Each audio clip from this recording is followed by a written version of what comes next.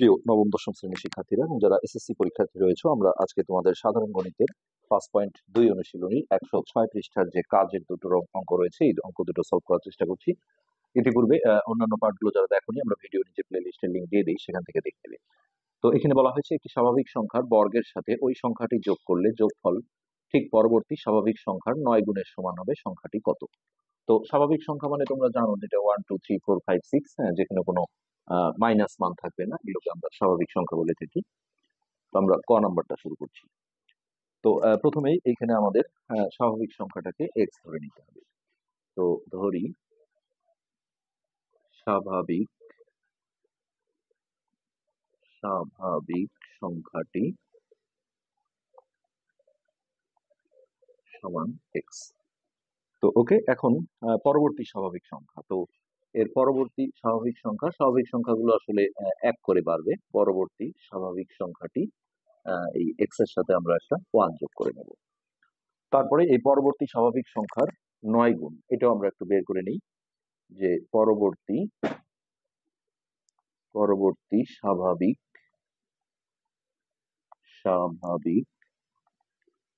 সংখ্যার 9 গুণ। অর্থাৎ এই যে পরবর্তী স্বাভাবিক সংখ্যা ছিল এক্স প্লাস 1, এর 9 গুণ করলে 9 ইন্টু এক্স প্লাস 1। এটা আমরা গুণ না করে এইভাবে রেখে দিলাম। আচ্ছা, এখন দেখো আমরা এখানে সমীকরণ গঠন করব। প্রশ্ন মতে যেটা বলা ছিল যে একটি স্বাভাবিক সংখ্যার বর্গের সাথে, তাহলে স্বাভাবিক সংখ্যা ছিল এক্স, তার বর্গ মানে হচ্ছে এক্স স্কোয়ার।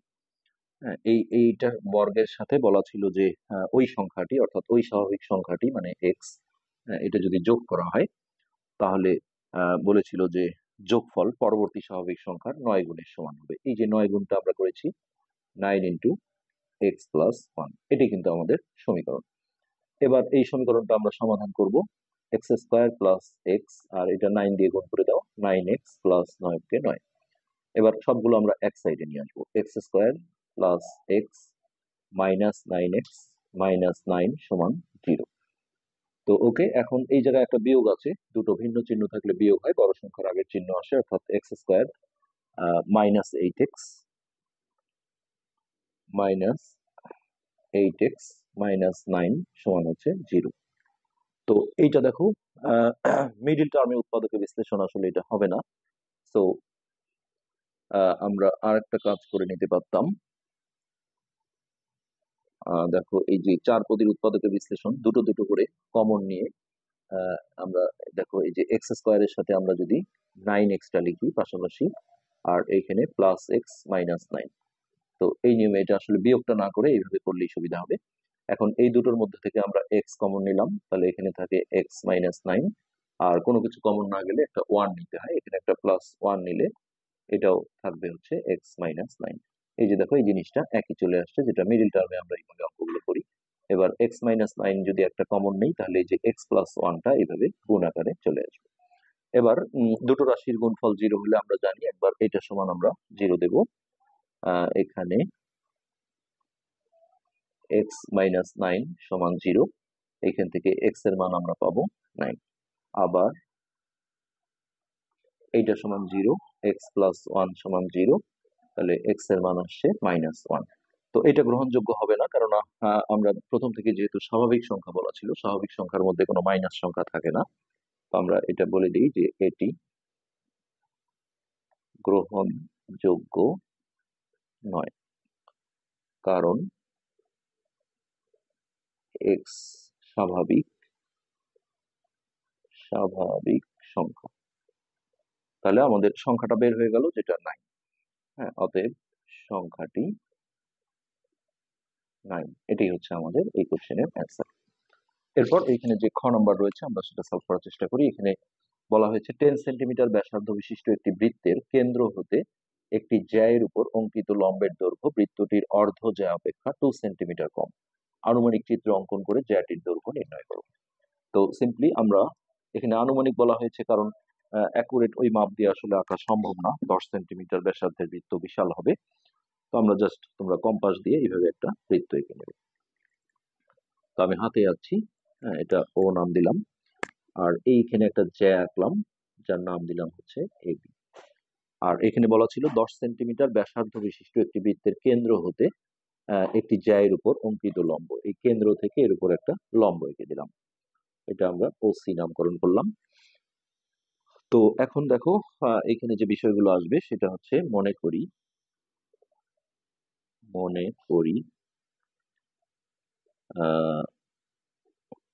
যে এখানে এবিটা হচ্ছে জ্যায়ের দৈর্ঘ্য এবি সমান এক্স সেন্টিমিটার, এটাকে আমরা চলক দিয়ে ধরে নিলাম। আচ্ছা, তাহলে অর্ধ জ্যা কত হবে? একে 2 দিয়ে ভাগ দিতে হবে। অর্ধ জ্যা, যেটাকে আমরা দেখো এসি বলতে পারি অথবা বিসি বলতে পারি, যে কোনো এক সাইড দিয়ে করা যাবে। আমরা এসি লিখছি, বা সমান সমান দিয়ে বিসি লিখে দাও। এটা হবে x/2 সেন্টিমিটার। এটা আমাদের সমীকরণ গঠন করতে গেলে এই অর্ধ জ্যাটা দরকার হবে, এই জন্য আমরা আগে এটা বের করে রাখছি। ওকে, আচ্ছা এখন দেখো তাহলে ওসির মান কত হবে। হ্যাঁ, ওসির কথা যেটা বলা ছিল সেটা হচ্ছে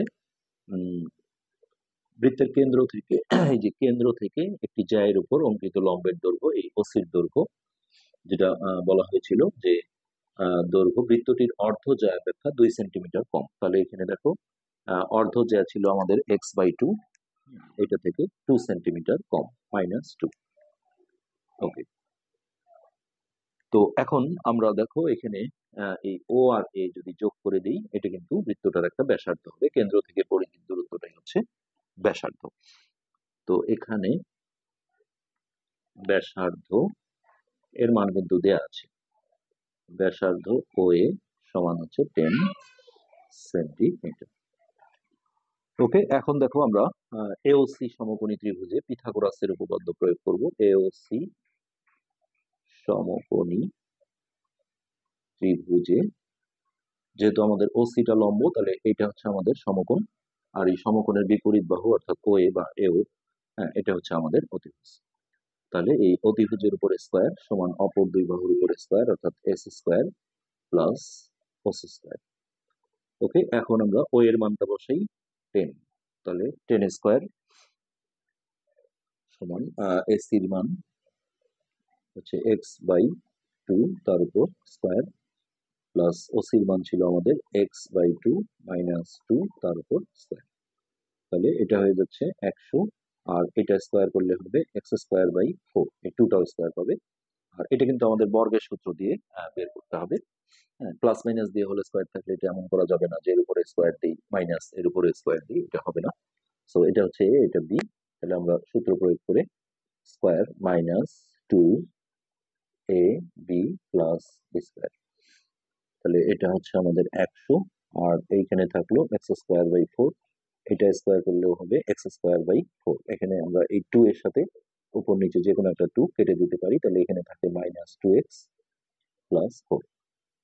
ওকে, তাহলে হচ্ছে 100, আর এই দুটো আমরা দেখো যোগ করে দেবো। x x যোগ করলে যদি 2x হয়, তাহলে এটা যোগ করলে লসাগু করে যোগ করলেও হবে। হ্যাঁ, এটাকে আমরা 2 ইন্টু x²/4 লিখতে পারি, -2x প্লাস 4। এইটা দিয়ে এটাকে কাটাকাটি করলে এটা হচ্ছে 2। তো এবার এই জায়গাটা আমরা লসাগু করে যোগ করে দেবো। তো এগুলোর নিচে একটা করে 1 ধরলে লসাগু হচ্ছে 2, তাহলে এটা দিয়ে ভাগ করলে 1 হয়, 1 দিয়ে এটাকে গুণ করলে x²। নিচের 1 দিয়ে ভাগ দিলে 2 বার যায়, 2 দিয়ে গুণ করলে 2 দুগুণে 4x। এর নিচেও একটা 1 আছে, 1 দিয়ে ভাগ দিলে 2, 2 দিয়ে গুণ করলে 4 দুগুণে 8। তো এটা ভাগ আছে, এবারে আসলে গুণ হয়ে যাবে, এটা 200 করে দিলাম। আর এটা হচ্ছে x² -4x প্লাস 8। তো আমরা সাইডটা ঘুরিয়ে নেই, তাহলে সুবিধা হবে। x² -4x প্লাস 8 সমান হচ্ছে 200। এবার 200টাকে আমরা এই পাশে মাইনাস করে নিয়ে আসবো, x² -4x প্লাস 8 মাইনাস 200 সমান হচ্ছে 0। এবার এইটা আমাদের বিয়োগ করে নিতে হবে। আমরা একটু এই দিকে আসি, x² -4x মাইনাস 192, 200 থেকে 8 বিয়োগ করলে 192, আর 200 যেহেতু বড় সংখ্যা, বড় সংখ্যার আগে চিহ্নটা নেবে, সমান সমান 0। তো এখন দেখো এটা মিডিল টার্মের উৎপাদকে বিশ্লেষণ করব। 1 গুণন 192 এর গুণনীয় গুলো বের করে নেব, সেগুলো যোগ বা বিয়োগ করে মাঝের সংখ্যা অর্থাৎ 4 মেলাতে হবে। তো গুণনীয় বের করার সিস্টেম হচ্ছে একে কোনো একটা সংখ্যা দিয়ে ভাগ করে তার নিচে ভাগফল বসানো, আর যা দিয়ে ভাগ করলাম তা দিয়ে অপর পাশে গুণ করে গুণফল বসানো। তো জোড় সংখ্যা হলে সাধারণত আমরা 2 দিয়ে ভাগ করি। একে যদি আমি 2 দিয়ে ভাগ করি তাহলে 9 দুগুণে 18, 19 এক 12, 6 দুগুণে 12, একে 2 দিয়ে গুণ দিলাম। আবার 2 দিয়ে ভাগ দিই, 48, একে 2 দিয়ে গুণ দিলাম। আবার 2 দিয়ে ভাগ দিলে 24, একে 2 দিয়ে গুণ করলে 8, একে আবারও 2 দিয়ে ভাগ দিই 12, আর একে 2 দিয়ে গুণ করলে 16। দেখো 16 থেকে 12 বিয়োগ করলে 4 আসে। হ্যাঁ, তো এখন আমরা বড় সংখ্যাটার আগে মাইনাস দেবো, তাহলে -16x প্লাস 12x মাইনাস 192 সমান 0। তো এই দুটো থেকে আমরা x কমন নিলে x মাইনাস 16, আর এইখান থেকে আমাদের 12 কমন যাবে। 12 কমন নিলে x মাইনাস, এটাকে 12 দিয়ে ভাগ দিলে 16 আসবে। 12 কে 12, 13, 14, 15, 16, 17, 19, 72, 6, 12, 72। ওকে, এবার দেখো x মাইনাস 16, এটা যদি কমন নেই তাহলে x প্লাস 12 এইভাবে। এখন আমরা এটা সমান একবার 0 দেব, এখান থেকে আমরা x এর মান পাবো 16। আবার x প্লাস 12 ইকুয়াল 0, এখান থেকে x এর মান পাবো -12। তো এক্সটা আমরা যেহেতু একটা জায়ের দৈর্ঘ্য ধরেছিলাম, তো দৈর্ঘ্য আসলে ঋণাত্মক হয় না, হ্যাঁ, এই জন্য আমরা এই মানটা নেব না। তাহলে এখানে লিখে দিই জায়ের দৈর্ঘ্য ঋণাত্মক হয় না। তাহলে অতএব জায়ের দৈর্ঘ্য আমাদের 16 বের হয়ে গেল। এটি কিন্তু আমাদের অ্যান্সার। জায়ের দৈর্ঘ্য 16 সেন্টিমিটার। এটি এই কোশ্চেনের অ্যান্সার। আশা করি বুঝতে পেরেছো। আজকের পাঠ আমরা এখানে শেষ করছি। ধন্যবাদ।